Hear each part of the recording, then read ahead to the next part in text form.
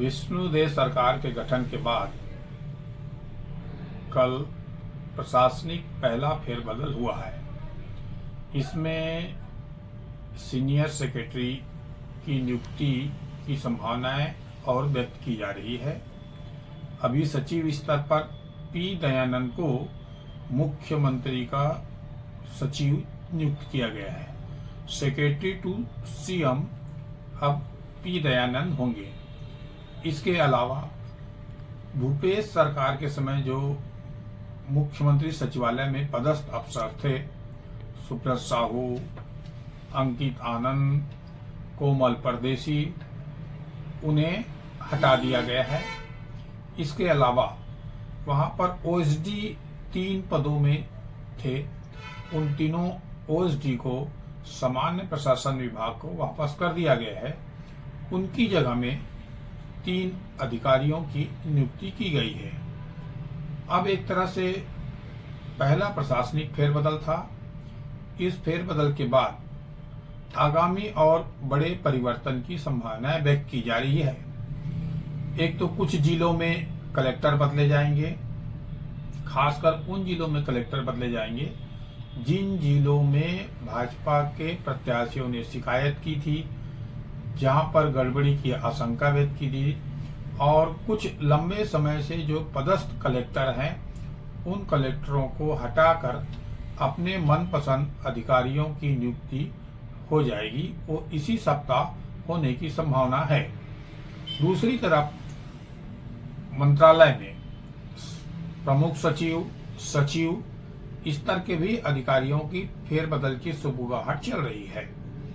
ऐसे में जो अफसर मंत्रालय में लंबे समय से थे, महत्वपूर्ण पदों पर थे, जो कांग्रेस के समय में क्रीम पदों में पदस्थ थे, ऐसे प्रभावशाली अफसरों की जगह भाजपा सरकार अपने चहेते कुछ अधिकारियों की नियुक्ति कर सकती है। जिन अफसरों को पिछले 5 साल में कोई महत्वपूर्ण विभाग या काम नहीं मिला, ऐसे अफसरों को जो लूप लाइन में पड़े थे, उनको कई महत्वपूर्ण विभाग दिए जा सकते हैं। वो इसलिए भी करेंगे क्योंकि कामकाज अपने अनुसार, अपनी योजनाओं के अनुसार कर पाए, और खासकर मोदी की जो गारंटी योजना है, उस योजना को मूर्त रूप देने के लिए कुछ विभागों में अधिकारियों की पदस्थापना की संभावना व्यक्त की जा रही है। दूसरी तरफ दिल्ली से और बड़े अफसर आने की चर्चा है।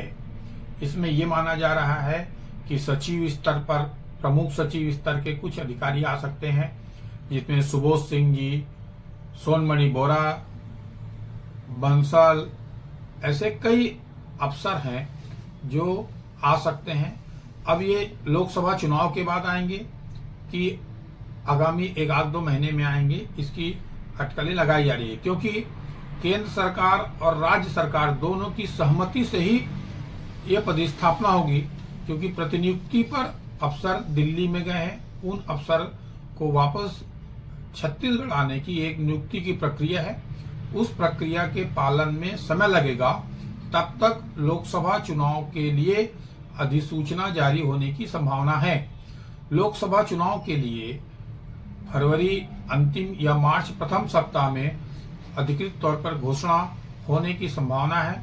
इसके पहले राज्य सरकार अपने प्रमुख कामकाज निपटाने की तैयारी कर रही है। आज विधानसभा में राज्यपाल छत्तीसगढ़ ने अभिभाषण अपना पढ़ा है। अब कल जो विधानसभा में बजट के अनुपूरक पर चर्चा होगी, जिसमें यह चर्चा होगी कि किसानों को धान का जो बोनस 2 साल का बकाया था, उसके लिए राशि जारी किया जाए। प्रधानमंत्री आवास योजना के लिए राशि किस तरह जुटाई जाए और उसको बजट में शामिल किया जाए। ऐसे 2 प्रमुख मुद्दों पर कल चर्चा होने की संभावना है। इस तरह ये माना जाए कि धीरे से अब सरकार के कामकाज, प्रशासनिक कामकाज पटरी पर लौट रही है। अभी और हालांकि तेजी लाने की संभावना है। दूसरी तरफ मंत्रिमंडल का फेरबदल कब होगा, नाम कौन होगा, उसकी भी अभी माथापच्ची और लॉबिंग चल रही है। माना जा रहा है कि 2 दिन बाद रविवार तक मंत्रिमंडल का विस्तार हो सकता है।